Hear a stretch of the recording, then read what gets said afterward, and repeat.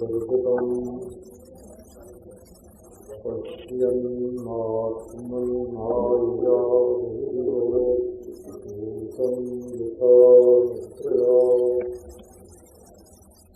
यत्साक्षात् कुरुते तदोऽधिसमये स्वात्मानमेवाभयम् तस्मै श्रीगुरुते नमः श्रीदक्षिणामूर्तये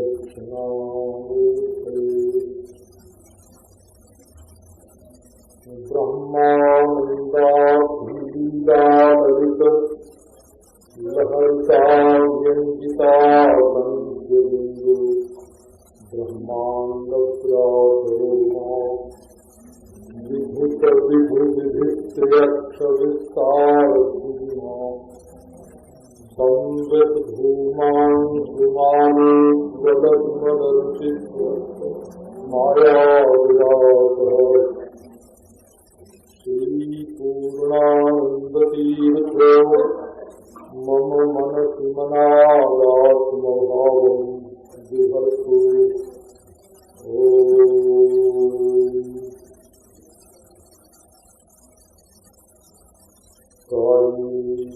कुञ्जान्तर वल्लवी व्रजवेष्टितं नमामि नयनानन्दम् मुकरितं नन्दनन्दनम् कारुण्डीकूलकुञ्जान्तर वल्लवी व्रजवेष्टितं नमामि नयनानन्दम् नतन्तं नन्दनन्दनम्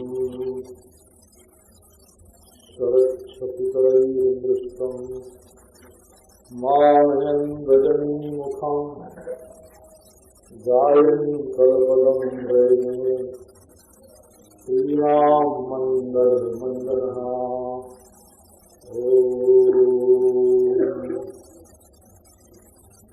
श्री उद्धव जी महाराज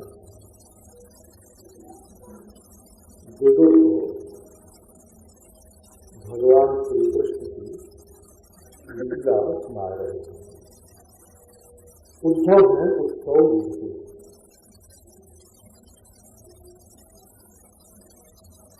उस उत्कृष्टोद्धव जैसे जिसके स्वामी सर्वोपरि हैं ब्रह्म उदिति ब्रह्म नाम उदिति ब्रह्म का नाम उत्कृष्टा हव हवनम जैसे जिसका हवन सर्वोत्कृष्ट माने जिसने भगवान श्री कृष्ण के प्रति सर्वथा आत्मबलि दे दी है, आत्मा का भोग कर दिया है, उसका नाम है। और विदुर माने तत्वज्ञ भगवान श्री कृष्ण के प्रेमी उद्धव जी अपने प्रभु की लीला सुना रहे हैं। कल मैंने पूरा किया था कहा रात लीला करते हैं।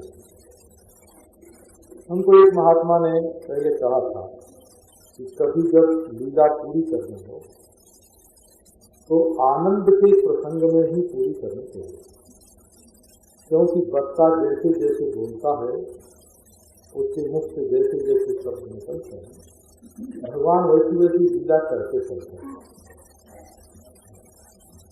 शब्दों के साथ भगवान नाचते हैं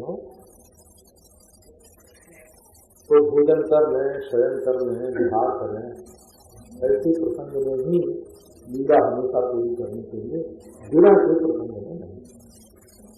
उनकी आज्ञा का ध्यान रखते नहीं ऐसा चाहिए। गायन कलपदम रहने श्रीराम मंगल मंगल। अब उसके बाद माता पिता का ध्यान आया। श्री देवकी जी महारानी जब से भगवान श्री कृष्ण गोकुल गए बहुत कम होश में रहते थे, निरंतर श्री कृष्ण की स्फूर्ति होती थी। अब वो हमारी गोद में बैठ के दूध पी रहे हैं, अब उनको उड़कन लगा रहे हैं, अब उनको तेल लगा रहे हैं, अब उनको तिलक कर रहे हैं, अब उनके बाल संवार रहे हैं, अब उनको प्यार कर रहे हैं। सारा दिन रात हो बेटी को यही प्रतीत होता कि श्री कृष्ण कहीं गए नहीं हैं, यही हैं। उनके वात्सल्य का महापुरुषों ने जो वर्णन किया है वो यशोदा जी के वात्सल्य से कम नहीं है। यशोदा जी को तो बाहर श्री कृष्ण का प्यार मिला हुआ था, बाहर कृष्ण और प्यार करते थे, और देवकी जी को तो अंतरंग प्यार मिला हुआ था, ज्ञानस्थ भावस्थ प्यार, और बस कृष्ण को प्यार, कृष्ण को प्यार। अब बलदेव और श्री कृष्ण दोनों माता पिता के पास आए और वहां कंस को उन्होंने मंच से गिरा दिया। अभी अभ्यास यही था कि ब्रज में किसी के ऊपर अस्त्र शस्त्र नहीं चलाना। उतना तो होठों से पूछ लिया, तृणावर तो गले में हाथ लगाते ही महाराज।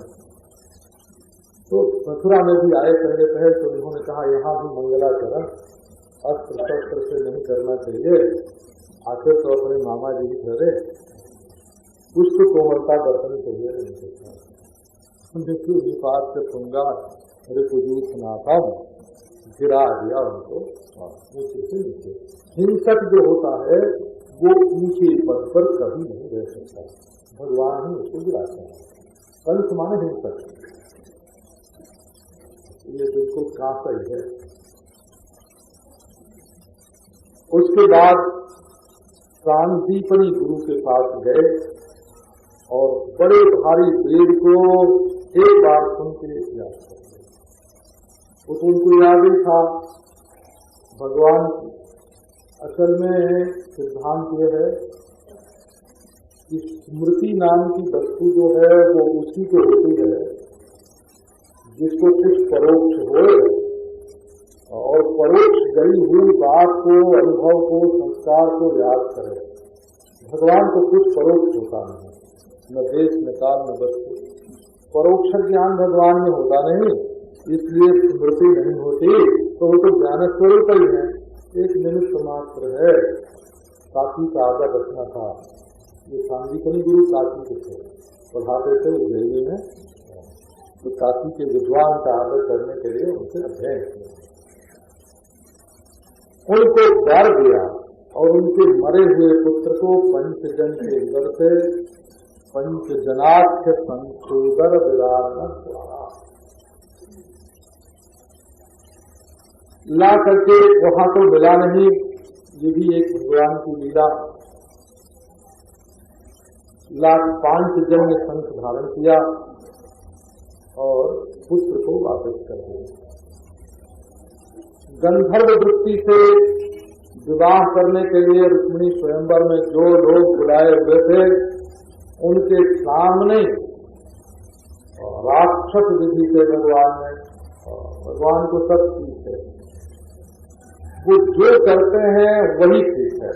अगर इसमें आपको कोई शंका है तो आपके चित्त को शांति नहीं मिलेगी। जहाँ शंका है वहाँ शांति नहीं।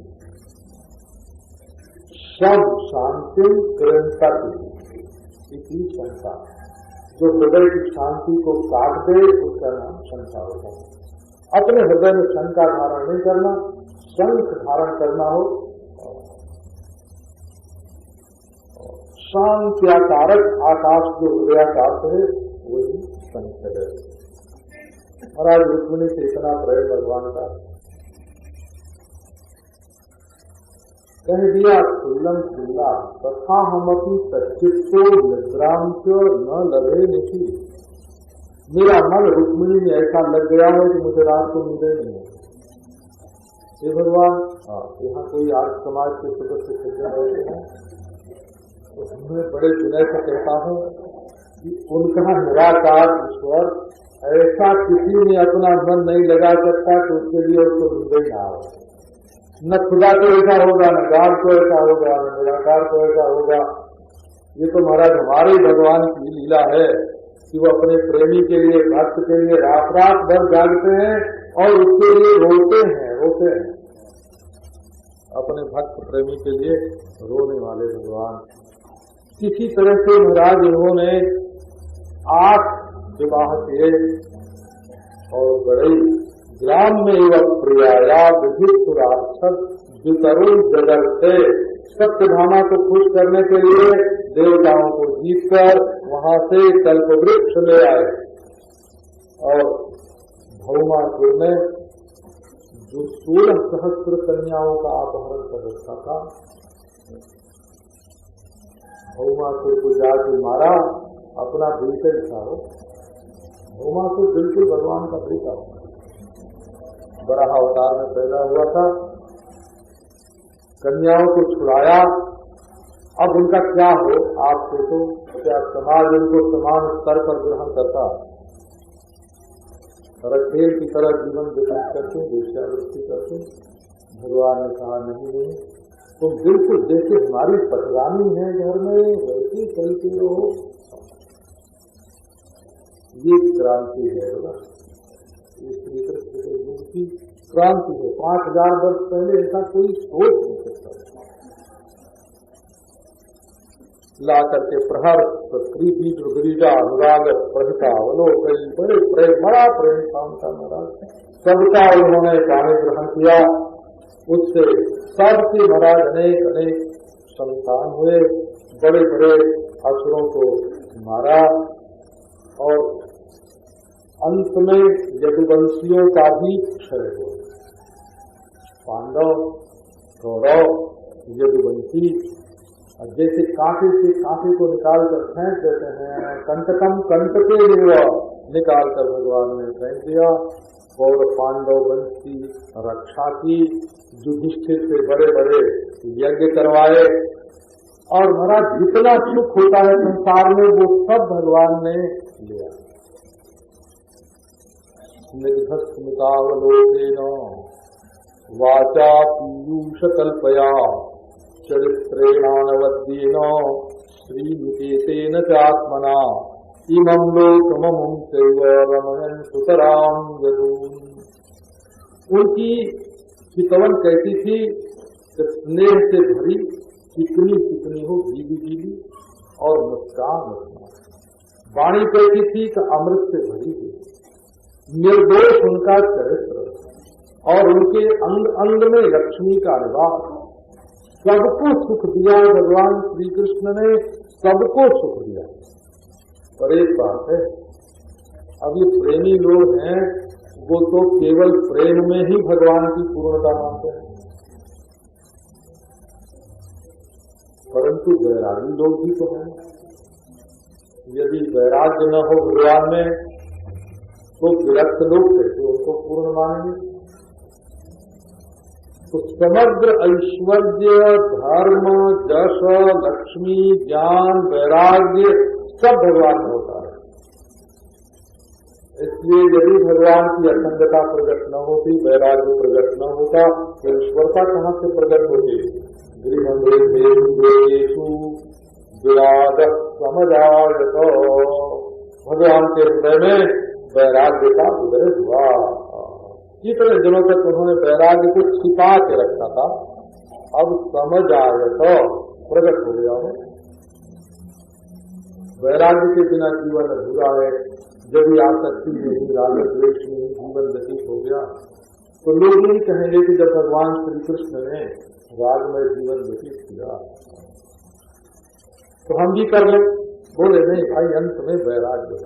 दैवाधीने सुकामेषु दैवाधीन स्वयं पुमान को विक्रम्भेत योगेन योगेश्वरमनुव्रतः। देखो संसार के भोग सब के सब प्रारब्ध के अथवा ईश्वर के अधीन है। स्वयं ये मनुष्य का शरीर भी प्रारब्ध और ईश्वर के अधीन है। तो जो ये सोचता है कि हमेशा हमको विषय भोग मिलता रहे, वो श्री कृष्ण का भक्त है। को विश्रम्भेत योगेन योगेश्वरमनुव्रतः। वो श्री कृष्ण का भक्त कैसा, जो ये चाहे कि हमको हमेशा विषय भोग मिले।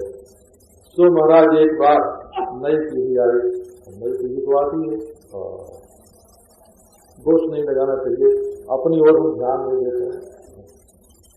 जो लोग कहते हैं कि हमारे बच्चे न जाने कैसी वेशभूषा धारण करते हैं, वो जरा देखें कि उनके पिताजी और दादाजी कैसी वेशभूषा धारण करते थे और वे कैसा करते हैं।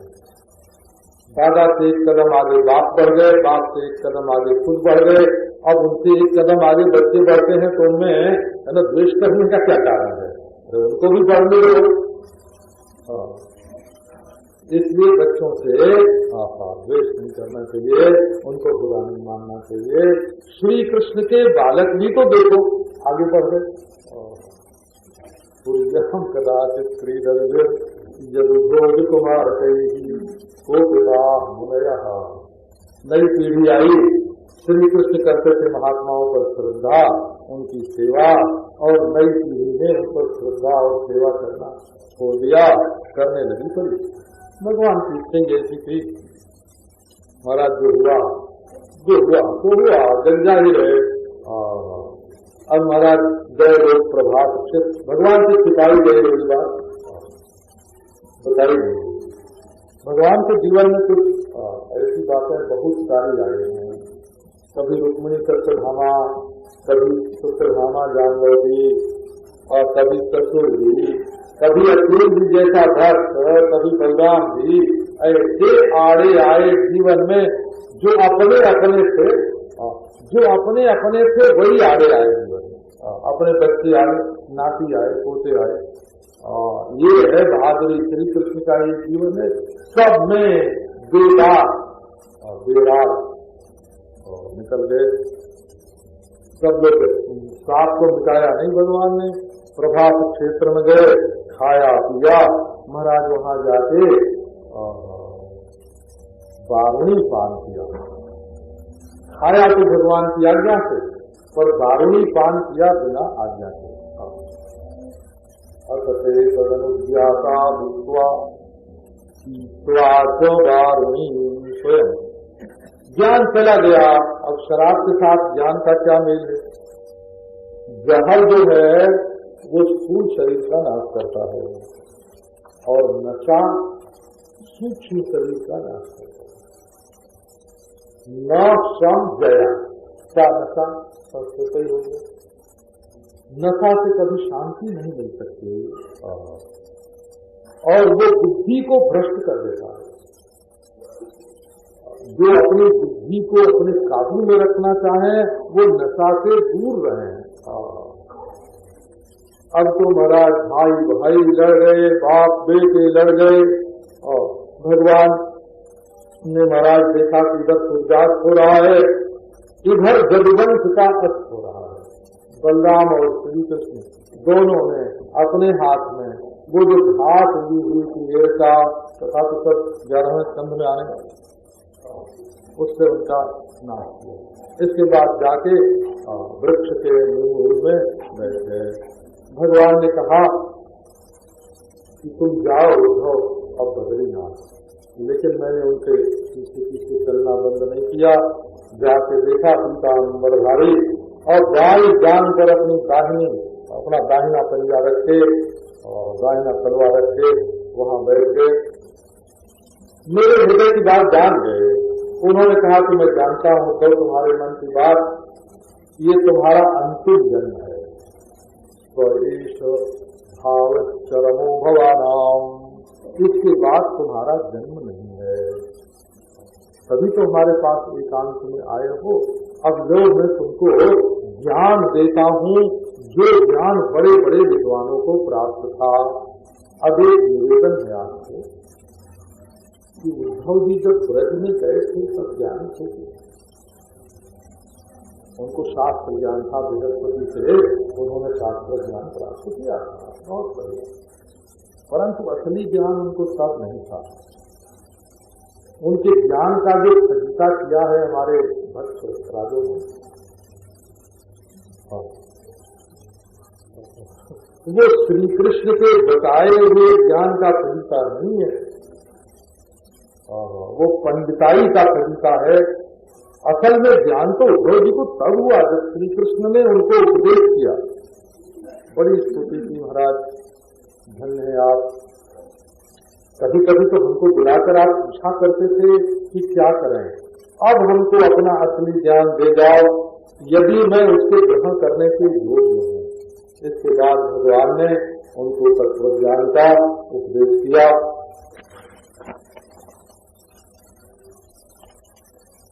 उनको तत्व ज्ञान का उपदेश किया और फिर वहां से चल करके उद्धव जी कहते हैं कि मैं यहाँ आया हूँ जमुना जी के तट पर।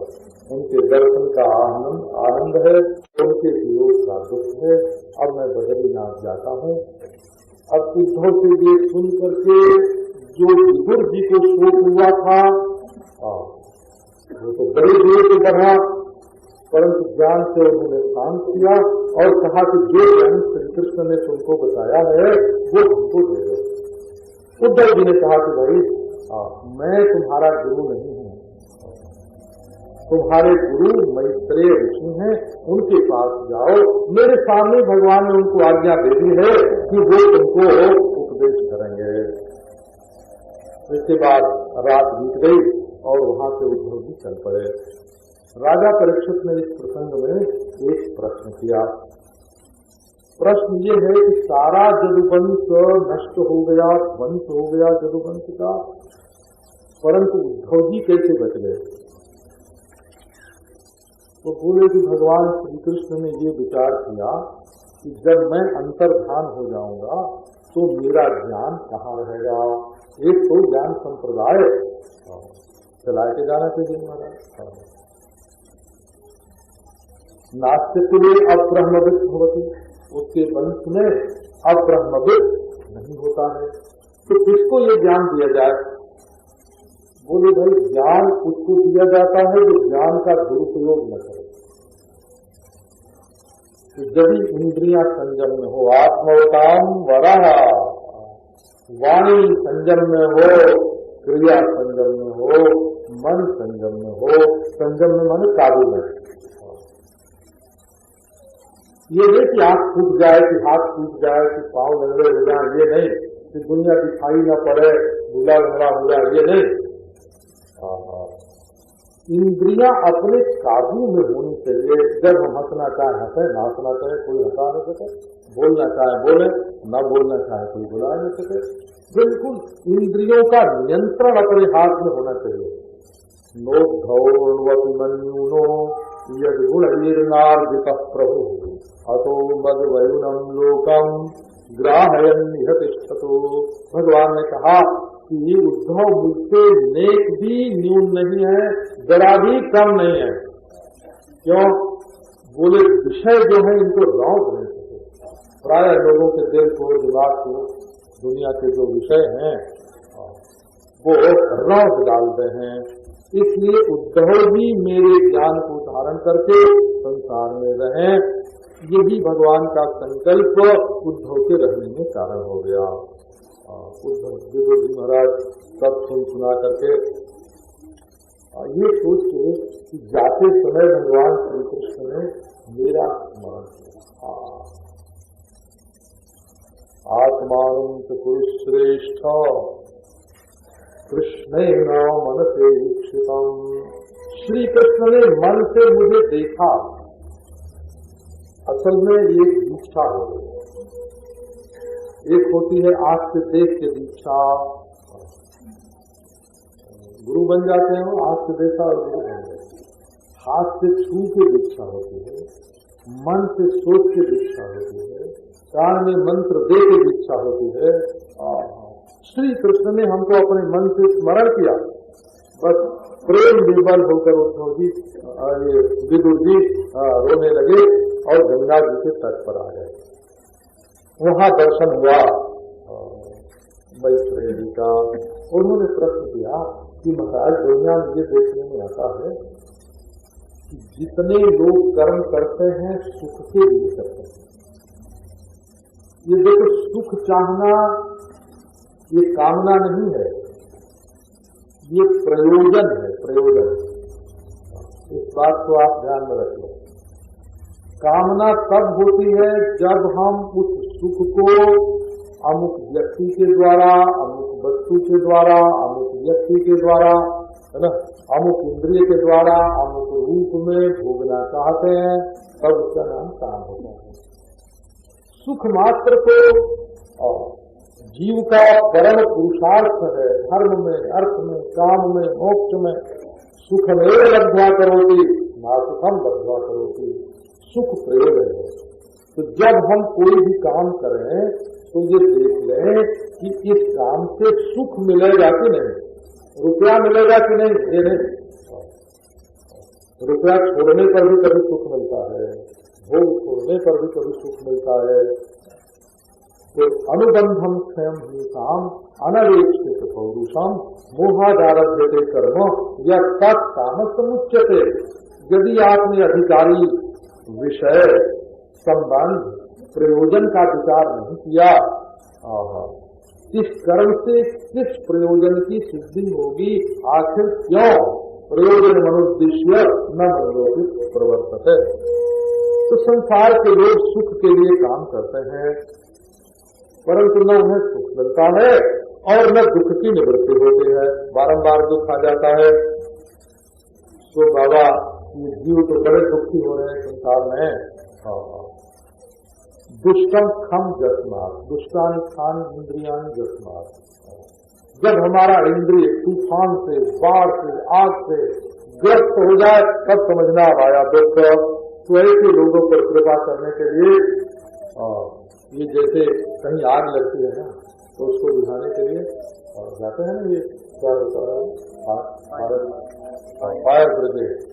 वैसे महाराज लोगों के दिलों में जो आग लग रही है उसको बुझाने के लिए ये महात्मा लोग जो हैं ये फायर ब्रिगेड का ही काम करते हैं। अनुग्रहाय चरन्ति नूनम भूतानि भव्यानि जनार्दनस्य। लोगों पर कृपा करने के लिए ये भगवान की सेना है, वो विचरण करती है।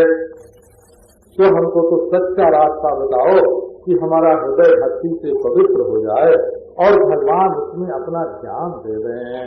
भगवान ने कैसे ये सृष्टि की, ये क्या खेल खेल रहे हैं, ये तत्वों का भेद क्यों हो रहा है। कस्त्रिप्नुया तीर्थपदो विधानात् सत्रेषु वस्तूरि महाराज। जब कर्णनारी पुरुषस्य जातो भवप्रदाम देहरतिं छिनत्ति। भगवान के गुणानुवाद से भला कौन तृप्त होगा। ये कान में जो छेद है, पर्दा है ना, कान के भीतर एक पर्दा है, उससे जब भगवान का गुण जा करके टकराता है तो विषयों में जो प्रीति है उसको काट देता है। इसी से व्यास जी ने भगवत गुणानुवाद का वर्णन किया है। जब श्रद्धालु के हृदय में भगवत कथा की रुचि बढ़ती है तो दूसरी जगह वैराग्य हो जाता है, और जब भगवान के चरणों की स्मृति हृदय में आती है तब दुख मिट जाते हैं। जिनको भगवत कथा श्रवण करने को नहीं मिलती है तो वो तो शोचनीय है, उनका जीवन अफसोस करने लायक है उनका जीवन। इसलिए जैसे फूल में से इत्र निकलता है, ऐसे शास्त्रों में से भगवान की कथा निकाल करके आप सुनाओ।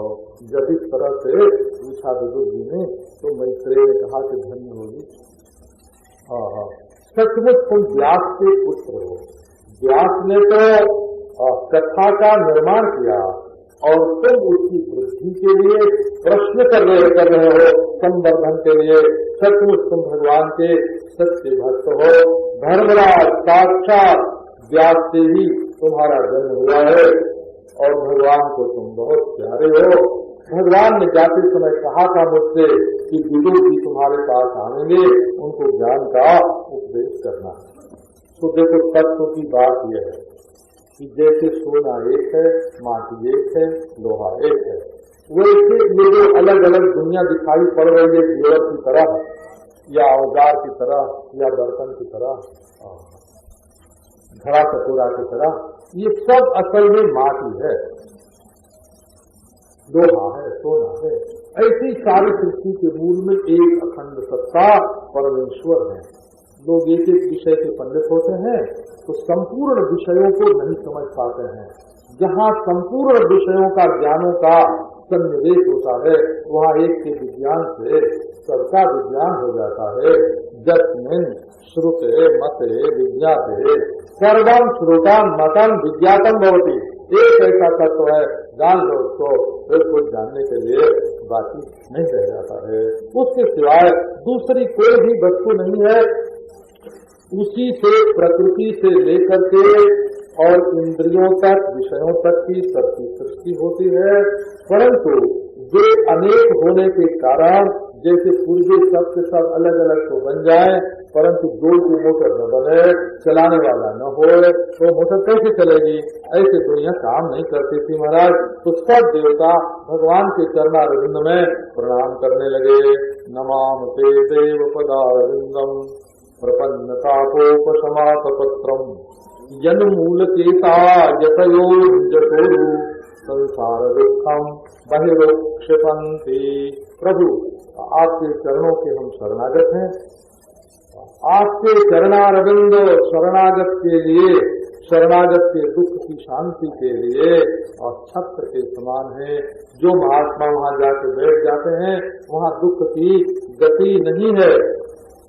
संपूर्ण वेद आदि आपके मुखारविंद से ही, आपके हृदय में श्रुतवती, आपके लिए श्रुतवती भक्ति आनी चाहिए। जब श्रद्धया श्रुतवत्या भक्तिया, हृदय में हो श्रद्धा। देखो, ज्ञात विषय में जो प्रीति होती है वो और इंद्रियों से हो जाती है, परंतु संपूर्ण इंद्रियों से अज्ञात जो एक है, किसी भी इंद्रिय के द्वारा ज्ञात नहीं है। रूप बतावे, शब्द बतावे, गीत बतावे, स्वाद बतावे, कोई भी एक इंद्रिय संपूर्ण विषयों का बोध नहीं करा सकते।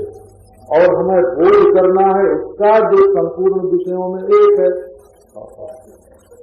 तब उस अज्ञात के ज्ञापन के लिए श्रुति की आवश्यकता है। जब तक आप श्रवण नहीं करेंगे तब तक जो भक्ति आएगी वो मनमानी, कहीं कुछ देख के लुभा जाएंगे, कभी कुछ देख के लुभा जाएंगे। इसलिए श्रवण मूलक भक्ति आनी चाहिए। और उसकी पहचान क्या है? परमेश्वर का ज्ञान हो जाता है और प्रेम होगा तो ज्ञान हो जाएगा। बोले ज्ञान की पहचान क्या है? बोले वैराग्य बले न, वैराग्य के बिना ज्ञान न बन सकते। जब वैराग्य होता है तब ज्ञान विषयों के पर्दे को फाड़ने में समर्थ होता है। तो ये जो मैं मेरा दुनिया में बन गया है ना, इसको दूर करने का सीधा उपाय ये है, पाने न ते देव कथा सुधाया। तुम्हारे कथा के अमृत का पान मिले और भक्ति बढ़े और हृदय शुद्ध हो जाए। वैराग्य सारम प्रतिलभ्य बोधम, वो बोध प्राप्त हो जिसका सार वैराग्य है। तो हम सब तुम्हारे सेवक हैं और तुम्हारी सेवा के लिए ही हम प्रकट हुए हैं। तो महाराज हमारा जन्म व्यर्थ न जाए। ततो वयम सत प्रमुखा जगर्थे बहु विमात्मन करवाम किंते। हम लोग आपके लिए प्रकट हुए हैं और आपकी सेवा करना चाहते हैं। जब सब शक्तियों ने इस प्रकार प्रार्थना की तब भगवान ने उनके भीतर प्रवेश किया। 23 के भीतर भगवान ने काल शक्ति को स्वीकार करके प्रवेश किया। काल माने भगवान की चेष्टा। चेष्टा माने जैसे पलकें हर समय गिरती हैं,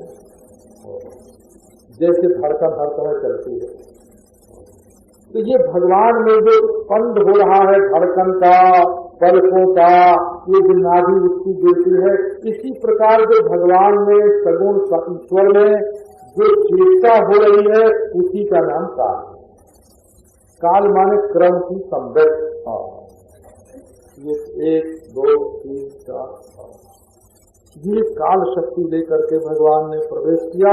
और फिर वो जो हिरण में अंड था वो प्रकट हो गया और उसके बाद उसमें सभी शक्तियों ने धीरे धीरे प्रवेश किया। सब इंद्रियों का उसमें उदय हुआ और जैसी जैसी वासना भीतर प्रविष्ट थी, देखने की वासना थी इसलिए आंख बन गई, सुनने की वासना भीतर टिकी हुई थी इसलिए कान बन गया, पकड़ने की वासना थी इसलिए हाथ बन गया। ये माने मशीन की डिजाइन कैसे बनी? तो बोले कि ये तो कर्म से बनी, कर्म से बनी हो तो तीन बात बनती है। एक तो उसका साचा क्या हो, डिजाइन जैसे बोलते हैं, मशीन कैसी बनाई जाए, रूपरेखा कैसी हो, और एक कितना चक्कर लगाने के बाद वो मशीन बेकार हो जाएगी तो आयु हो गई, और कितनी गर्मी तक, कितनी सर्दी तक ये काम कर सकती है, तो कितना सुख दुख सह सकती है।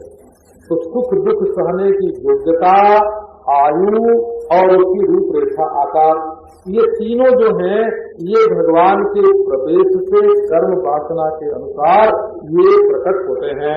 इस प्रकार भगवान ने ब्राह्मण, क्षत्रिय, वैश्य सब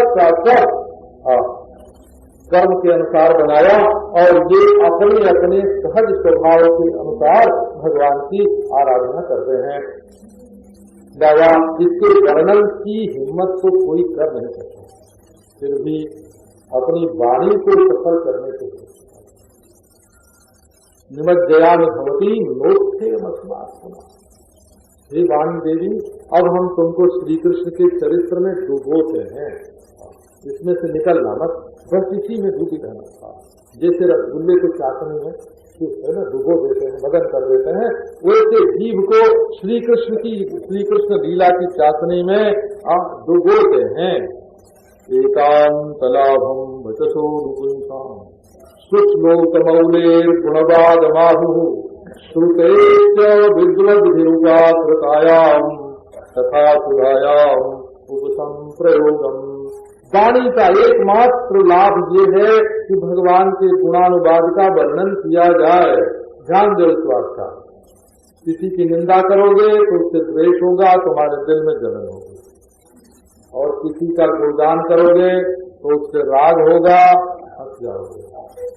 इसलिए दुनिया के निंदा स्तुति से बच करके भगवान के गुणानुवाद में मनुष्य को लग जाना चाहिए, और विद्वान भगवान की लीला का वर्णन करें और हमारे कान उस कथा सुधा का पान करें। भगवान की माया मोहनी है महाराज, स्वयं भगवान भी नहीं जानते हैं। अब विदुर जी ने पूछा कि भगवान तो चिन्मात्र हैं, कि केवल की चिन्मात्र, केवल चित।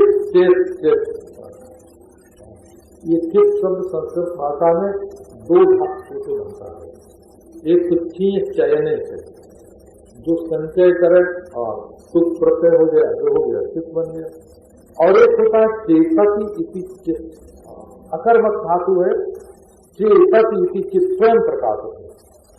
तो ये जो चिन्मात्र है ये स्वयं प्रकाश है।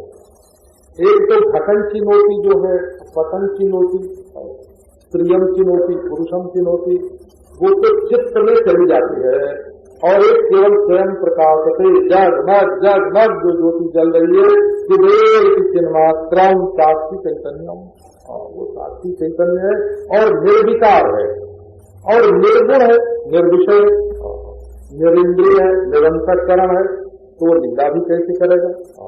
कहो कि खेलता है, तो खेलता तो बच्चा है, और उसके मन में कामना है तभी तो दूसरे से खेलता है। परमात्मा तो स्वयं में तृप्त है और द्वैत उसमें है नहीं, खेलने की इच्छा भी उसमें कैसे होगी? ये कैसे भगवान जो है ये सारी सृष्टि का गोरख धंधा मचाता है? अभी आप बताओ कि वही परमेश्वर आगे कैसे अभागा हो जाता है, उसको क्लेश हो जाता है, कर्म का फल भोगना पड़ता है, ये कैसे होता है? अब तो महाराज मैत्रेय जी महाराज बड़ा एक कहते हैं 100 सुनार का और एक सुहा, वो हथौड़ा करके मारा। सेयम भगवतो माया यन्नयेन विरुध्यते ईश्वरस्य विमुक्तस्य कारकर्ण्यम उत बंधनम। देखो भाई, जादू का खेल तो वही होता है कि जो नहीं होना चाहिए वो मालूम पड़े, दिखने लगे, और जो दिखना चाहिए वो न दिखे। यही तो माया का खेल, जादू का खेल और क्या होता है?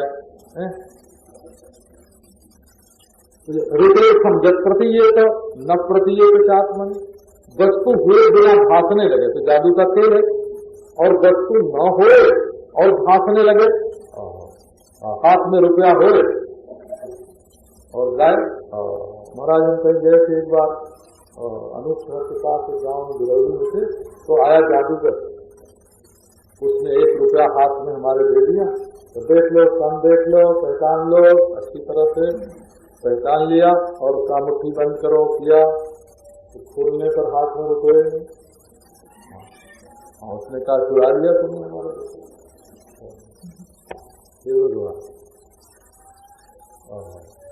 बोले कि वो भी हम जानते हैं कहाँ रखा है, तुम्हारे जूते में, जो निकले है जूते में। अब जूते में रुपया नहीं था, वहां से निकल आया और हाथ में था, वहां से गायब हो गया। इसका नाम क्या हुआ? जादू का खेल। महाराज परमात्मा में दुख नाम की कोई चीज नहीं है, पराधीनता नाम की कोई चीज नहीं है, वो सब मालूम पड़ती है। और वो है स्वयं परमानंद स्वरूप, परम ज्ञान स्वरूप, परंतु मालूम नहीं पड़ता है। तो ये क्या है? तो ये बोले माया सरीखा, कुछ माया सरीखा ही है। तेयम भगवतो माया जन्मयेन विरुद्धते, ये विचार की कसौटी पर कभी सिद्ध नहीं होती। जन्मयेन, ये जुक्ति के विरुद्ध हो तभी तो जादू है, और यदि जुक्ति से सिद्ध हो गया तो जादू का खेल आएगा। बस यही बात है। देखो ईश्वर जो है वो तो नित्य शुद्ध बुद्ध मुक्त है, परंतु उसकी मुक्ति अभिभूत हो गई और कृपणता और बंधन उसमें प्रकट हो गया है। कुछ नहीं, जैसे महाराज स्वप्न में मालूम पड़े कि हमारा सिर ही कट गया, यही भगवान। मैं एक बार कलकत्ते में था हनुमान प्रसाद जी के साथ, और बड़ा भारी दंगा हो रहा था, तो समझाने के लिए जाते थे। हमको आ गई नींद आ गई, तो हमने देखा कि ज्वाला प्रसाद कनौजिया ने हमको बहुत खिलाया, और बहुत खिलाया तो सपने में हमारा पेट ही फट गया। भगवान नारायण। अब वो हमको उठा के हमारे शरीर को स्मशान ले गए। जय दयाल कसेरा, जय दयाल गोविंदा, हनुमान प्रसाद जी, और सीता पर तो शरीर जले। और मैं देखूं कि जय दयाल जी मेरे बारे में क्या बोल रहे हैं, हनुमान प्रसाद जी मेरे बारे में क्या बोल रहे हैं, मैं सब सुनूं। उसी समय सवाल पैदा हो गया मन में कि जब मेरा शरीर जल ही रहा है तो सुनने वाला मैं कौन? देखो ना, तो सपने में अपना मरना भी मनुष्य को दिखता है, लेकिन वो सपना होता है, सच्चा नहीं होता है। इसी प्रकार संसार में जो मरना जीना दिखता है वो बिल्कुल सपने की तरह है। अब ये खोज मत करो कि माया कहाँ से आई। माया के घेरे में रह के माया की खोज नहीं की जा सकती। सबई निवृत्ति धर्मेण वासुदेवानुकंपया, निवृत्ति धर्म का पालन करो, भगवान की कृपा का अनुभव करो, भगवान की भक्ति करो, तो धीरे धीरे ये माया छीज जाएगी। जहाँ परमात्मा में बैठे क्लेश निकलेगा। इसका सबसे सुगम उपाय क्या है? असेत संक्लेश समम धत्ते गुणानुवाद श्रवणम मुरारे कुतः पुनश्चरणारविंद पराग सेवारतिरात्मलब्धा। यदि आप भगवान के गुणानुवाद का श्रवण करोगे, उनकी कथा सुनोगे, कथा माने कथनता जो बताए, उसका नाम कथा। केन प्रकारेण इति कथा, यथा तथा सर्वथा वत्। ये वेद में इसी अर्थ में कथा शब्द का प्रयोग है। ये क्यों, ये कैसे बोले दो? कथा, कथा माने कथा। ये जो भगवान की कथा है महाराज, ये संपूर्ण क्लेशों को मिटा देती है। और यदि भगवान के चरणों में प्रीति मिल जाए तब तो कहना ही क्या। विदुर जी ने कहा कि महाराज आपने तो एक ही चोट में सारी शंका मिटा दी। अब मैं समझने लगा कि ये सब बिना हुए ये सब खेल हो रहा है। अभावाच्य पार्थम निर्मूलम विश्वमूलम न जग गए। और ये माया का ही सारा का सारा खेल है। वस्तु प्रति घड़ा तोड़ के मिट्टी नहीं पहचानी जाती, घड़ा रहते मिट्टी पहचानो। जेवर तोड़ के सोना नहीं पहचाना जाता। जेवर की सकल सूरत ज्यों की त्यों बनी रहे और सोने को पहचान लो। तो ये प्रपंच ज्यों का त्यों भासता रहे और इसमें जो परमात्मा का स्वरूप है वो पहचान में आ जाए, उसका नाम ज्ञान होता है। ना। जब मालूम नहीं पड़ेगा, समाधि लगेगी, जब प्रलय हो जाएगा तब पहचानोगे तो वो किस काम का, वो तो पुरुषार्थ ही नहीं होगा। पुरुषार्थ तो तभी होगा ना जब अभी पहचान लो। तो महाराज कम पुण्य वाले लोगों की इसमें रुचि नहीं होती है।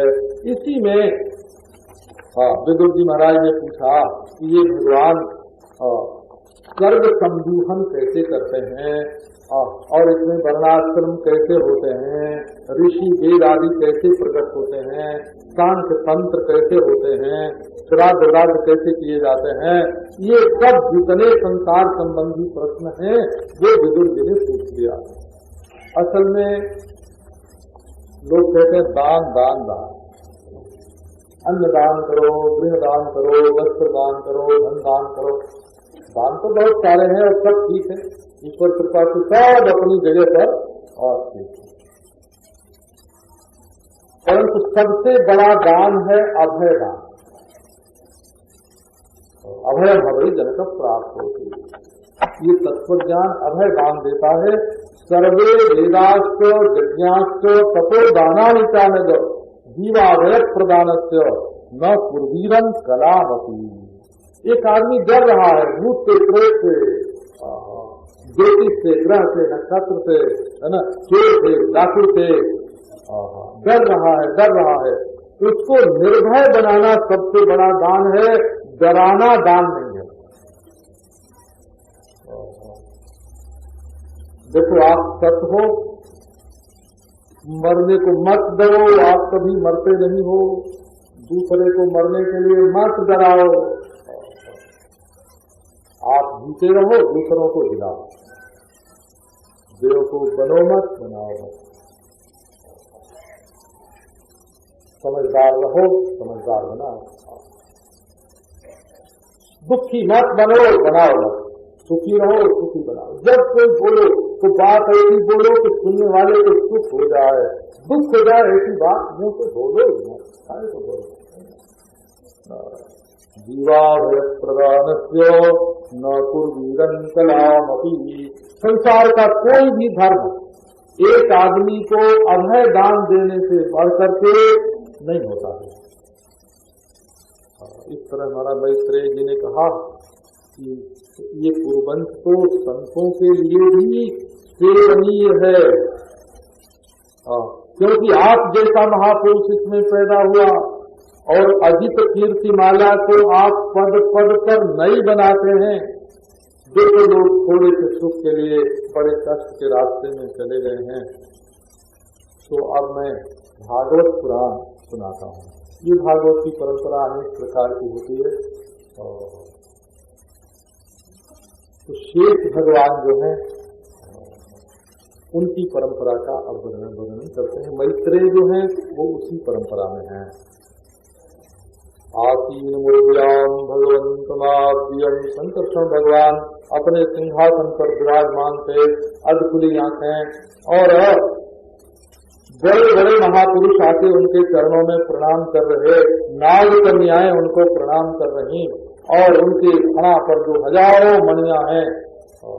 जो दर्शन के भाष्य में बताया है कि यदि शेष भगवान का कोई ध्यान कर ले अपने शरीर के भीतर, स्थन पुकार से बिल्कुल खड़े हैं और मणि चमक रही है उनके सिर पे, धरती उनके सिर पे है, विष्णु भगवान उनकी गोद में है, और एक बार ध्यान कर लो तुम्हारा आसन हिलेगा।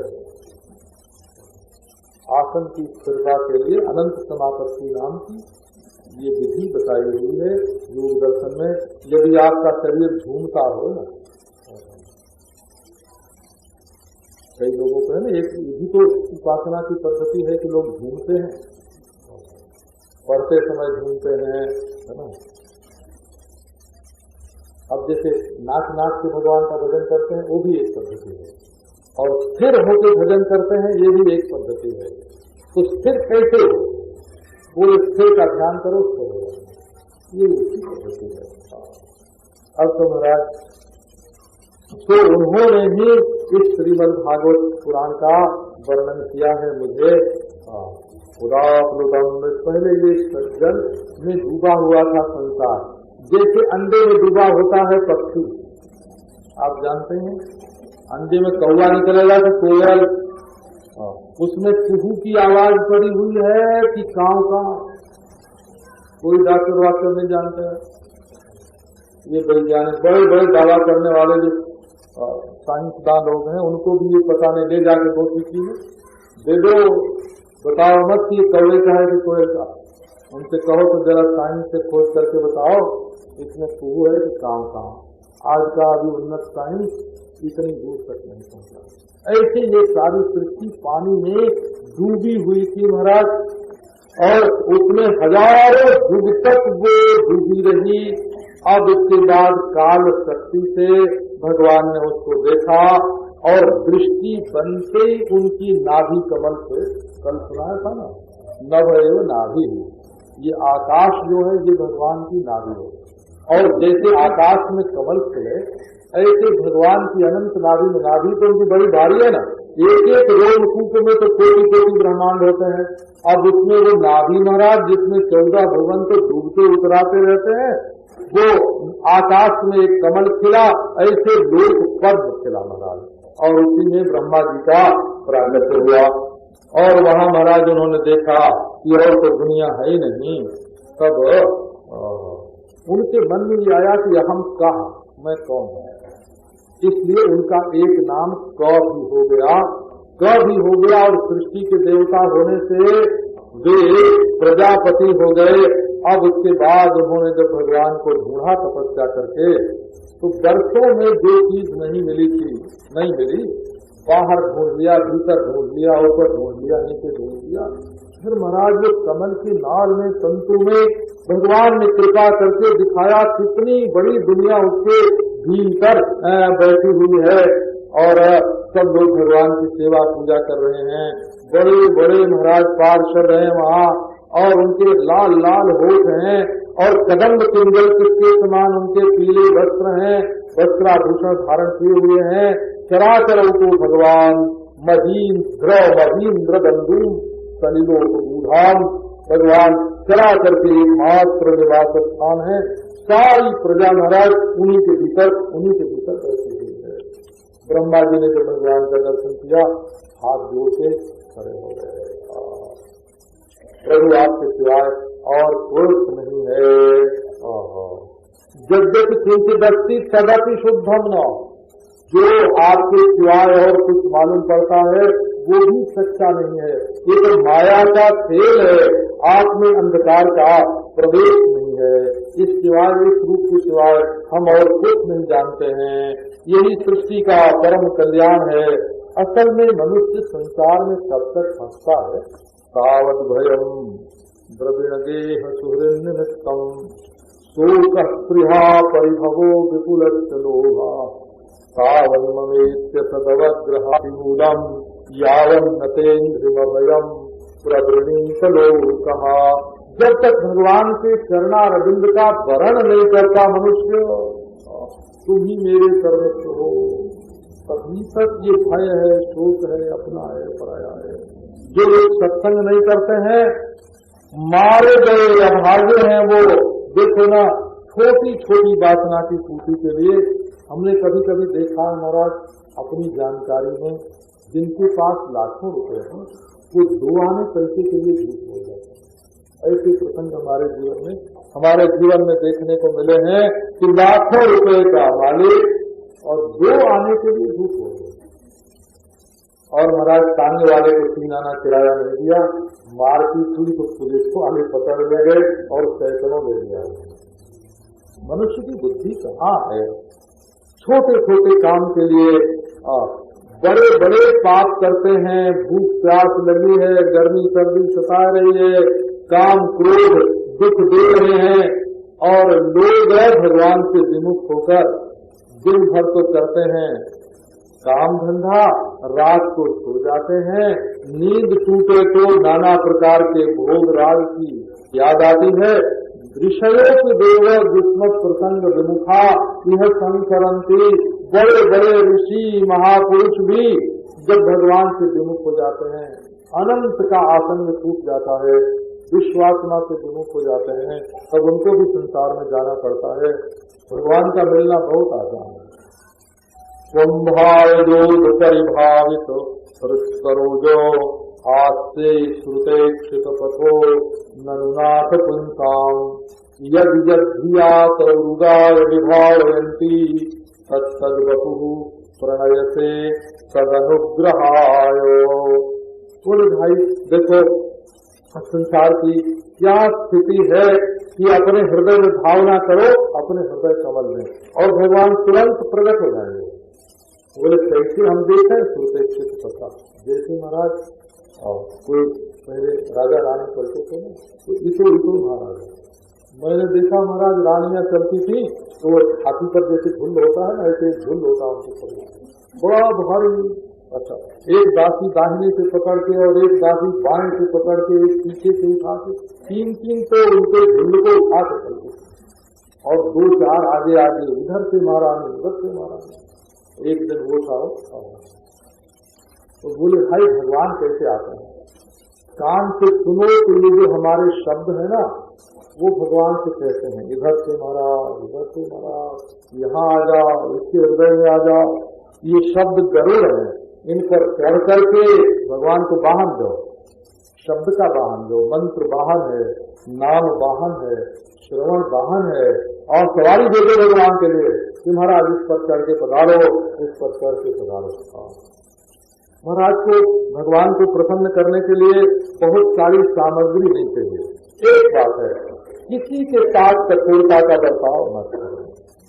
यत् सर्वभूत दया असदलभ्य कवये को नाना जने, सबके भीतर भगवान है, और वही कठोर वचन मत बोल रहे तो है विरोध लेंगे, सबके घट में साई रमता, कठोर वचन मत बोल रहे तो है विरोध लेंगे।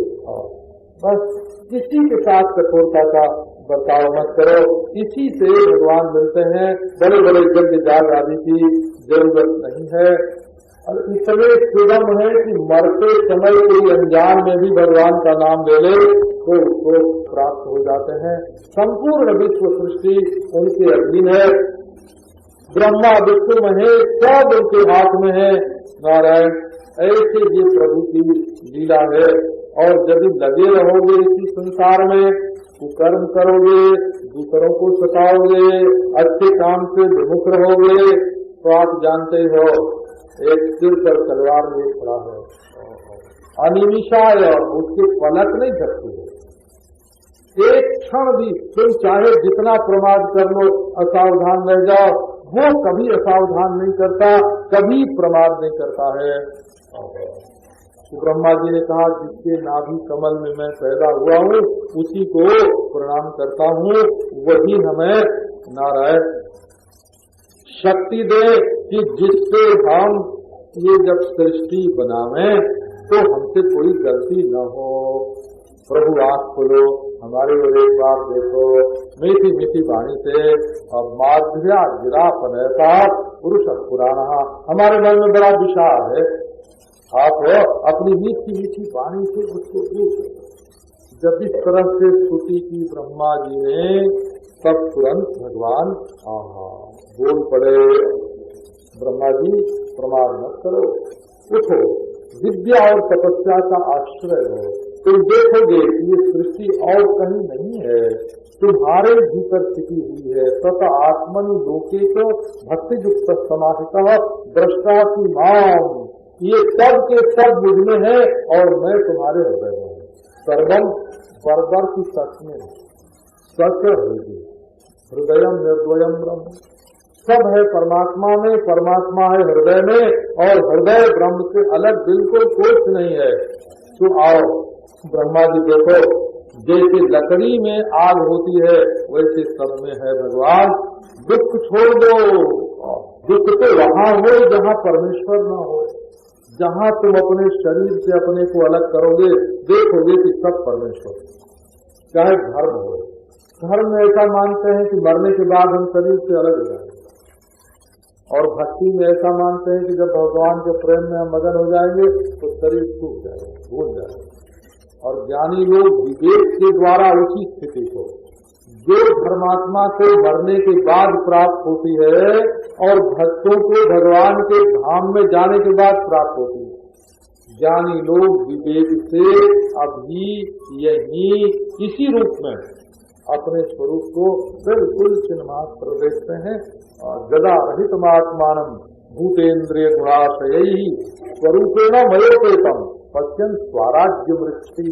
अरे लो भाई स्वराज्य, अब तुम्हें रजोगुण नहीं आवेगा और तुमने मेरी स्तुति की, तुम्हारा परम कल्याण होगा, जाओ अब प्रजा की सृष्टि बनाओ। अब तो महाराज इस तरह से अपना दर्शन दे करके कमलनाथ भगवान ने अपने आप को छिपा लिया। उसके बाद ब्रह्मा जी ने सृष्टि करना प्रारंभ किया। अब ब्रह्मा जी ने पहले तो तप किया और अपने आत्मा में स्थित हुए, और जब विद्या उनकी बढ़ी तो देखा कि संपूर्ण जगत एक कमल में ही स्थित है। अब गुरु जी के पूछने पर मैत्रेय जी ने काल का लक्षण बताया। गुण गुण व्यतिकराकारो फिर विशेषो प्रतिष्ठितः पुरुषः तदुपादानम आत्मानम लीलया सृजत। अब नारायण ये जो पहले नींद थी, हम लोगों को सबसे ही अनुभव है, पहले नींद थी, तो जब वो टूटी तो होश तो आ गया, परंतु मैं कहाँ हूँ, मैं कौन हूँ, न अपना नाम ही याद आया न जगह ही याद आई और नींद टूट गई। बोले नींद थी पहले, उसके बाद होश आया, होश के बाद मैं कौन हूँ इसका ख्याल आया। तो पहले रही प्रकृति, बीच में आया महत और उसके बाद अहंकार हो गई। ये तीन गुण जो है, प्रकृति महत अहंकार, ऐसी सृष्टि होती है। तो इस तरह से अरे क्रम है ना, यही काल हुआ। और इसी से फिर महाराज भिन्न भिन्न प्रकार के सर्ग, वैकारिक हमसे मानसिक सृष्टि, तेजस हमसे इंद्रिय सृष्टि, तामस हमसे भूत सृष्टि। फिर जब महाराज लगे बनाने ब्रह्मा जी तो तरह तरह के प्राक रेख वैदैक रेख सृष्टियों का यहाँ नाम बताया। ये पंच पर्वा अविद्या जो है, तो पहले महान महत्त्व सृष्टि है, दूसरा अहंकार सृष्टि है, तीसरा महाभूत सृष्टि है, चौथे इंद्रियों की सृष्टि है, पांचवें देवताओं की सृष्टि है, इसके बाद पंच पर्वा अविद्या की सृष्टि है। ये क्या होता है?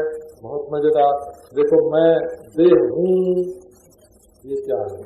अभिनिवेश। ये हमारा दुश्मन है, तो ये क्या है? द्वेष। तो ये हमारा दोस्त है, ये क्या है? राग। तो ये मैं हूँ, ये अस्मिता। और उसके बाद उसके अंत में देखो क्या है, मैं के पहले क्या है? आपको सिवाय अंधकार के और कुछ नहीं दिखेगा। इसी अंधकार में से समझने से अस्मिता, अविद्या में से अस्मिता, अस्मिता से राग, राग से द्वेष, द्वेष से अभिनिवेश, ये सारी सृष्टि होती है। ये जितने वृक्ष हैं वे, जितने पशु पक्षी हैं का वे, और इनकी भी गिनती है कि कैसे पशु कितने होते हैं, पक्षी कितने होते हैं। महाराज ऐसा ऐसा वर्गीकरण है। 2 खुर वाले जानवर कौन होते हैं, 1 खुर वाले जानवर कौन कौन होते हैं, 5 नख वाले जानवर कौन कौन होते हैं। इस तरह से सबका वर्णन करके मनुष्य की सृष्टि का वर्णन है। इसमें स्त्री और पुरुष दोनों होते हैं, नर और मादा। इसमें सबसे ये बात हो गई प्राणियों की सृष्टि में कि स्त्री समझती है कि जो पुरुष में है वो मुझ में नहीं है, और पुरुष समझता है कि जो स्त्री में है वो मुझ में नहीं है। अब दोनों अपनी में अपने अपने में अभाव का अनुभव करके, न्यूनता का अनुभव करके एक दूसरे के लिए प्यासे व्याकुल हो जाते हैं। रजोगुण अधिक है तो दुख बहुत ज्यादा मानते हैं बात बात में। और फिर ये कि बहुत मेहनत से कोई चीज मिले तो कहते हैं हाँ कुछ सफलता मिले, और अनायास मिल जाए तो कहते हैं नहीं अभी इसमें क्या रखना है, खो देते हैं। वो बिना परिश्रम के जब कमाई होती है ना तो लोग शराब के निमित्त खो देते हैं, और बड़ा मेहनत करने में, मेहनत करके कमाई हो तो बड़े प्रेम से सजा के सवार के उसको लगाते हैं। तो इस तरह से ये स्त्री पुरुष की सृष्टि चली, और इसके बाद देवताओं की सृष्टि हुई, वे भी 8 तरह से हुए। तो ये सब असल में कौन है? तो महात्मा लोग जानते हैं आत्मैवात्मान आत्मना, ये सब परमात्मा का भी स्वरूप है, ये अलग अलग सृष्टि नहीं है। अब महाराज इसके बाद बताया कि परमाणु क्या है, तो जो सतखंड का आखिरी अंश हो और जिसके जुड़ने से ये सृष्टि मालूम पड़ती हो, एक परम महान है और एक परमाणु है, और इन्हीं के हिसाब से फिर काल की कदमी नाप होती है। सूर्य एक परमाणु का अतिक्रमण जितनी देर में करता है उसका नाम परमाणु काल, और उसी से परमाणु देश बन जाता है। परमाणु देश, परमाणु काल, परमाणु गति, ये भगवान। असल में मन और क्षण ये दोनों अलग अलग नहीं। मन नाचता है और समय नाचता हुआ दिखाई पड़ता है। ये दुनिया के पदार्थ भी मन के सिवाय और कुछ नहीं हो। ये भागवत का सिद्धांत है। भूतम प्रसिद्धं च परेण जज्ञ तदेव तस्या तुम्हें मनीषा। जो चीज जिससे पैदा होती है और जो चीज जिससे प्रकाशित होती है, वो प्रकाशित होने वाली और पैदा होने वाली चीज अपने प्रकाशक कारण से जुदा नहीं होती। भूतम प्रसिद्धं च परेण जज्ञ तदेव तस्या तुम्हें मनीषा। अब महाराज दो परमाणु से एक अणु बनता है, फिर उसी के क्रम से ये सारी सृष्टि बनती है। सृष्टि की नाप, काल की नाप, ये सब उन्होंने बताया, और इसी काल के द्वारा भगवान ये सृष्टि बना रहे हैं। तो ज्ञानी लोग ज्ञान की दृष्टि से इसको देखते हैं, काल में भी भेद होता है। ये जो युगों वर्षों में नापते हैं वो दूसरा है। वो मनुष्य के मन में सतयुग, त्रेता, द्वापर, कलयुग आता है। घर में बैठे हैं, मन में आया चलो सत्संग में हुआ है तो सतयुग आ गया ना। तो चलो जरा पूजा पाठ कर आवे, ध्यान कर आवे, त्रेता हो गया। तो चलो यज्ञ जाप कर आवे, द्वापर हो आया। इस तरह से महाराज अलग अलग सिनेमा देखा, एक ही काल हो गया। ताश खेल ले, एक ही काल हो गया। तो कान दुपट्टा खोल जाए, आज कुछ करने का मन नहीं होता, तो ये भी एक काल हो गया। तो मन से काल युग बनता है, तुम किस युग में हो देख लो। कर्म से युग बनता है, जुआ खेलोगे तो कौन सा युग रहेगा? चलो यही तो रहेगा ना। लड़ाई झगड़ा करोगे तो कौन सा युग रहेगा? भगवान को छोड़ के दुनिया को पकड़ोगे तो कौन सा युग रहेगा? तो ये सब जो है ये बड़ी सावधानी से वृत्ति में युग, स्थान में युग, कर्म में युग, काल में युग, ये भगवान ने सब युगों की रचना की है। कृतम त्रेता द्वापरंच कलिष्ठी चतुर्युगाम। तो महाराज इस तरह से ये माया चलती है। अब युगों में उनके समय का भी निर्णय किया, कौन कितने दिन का होता है, कौन कितने दिन का होता है।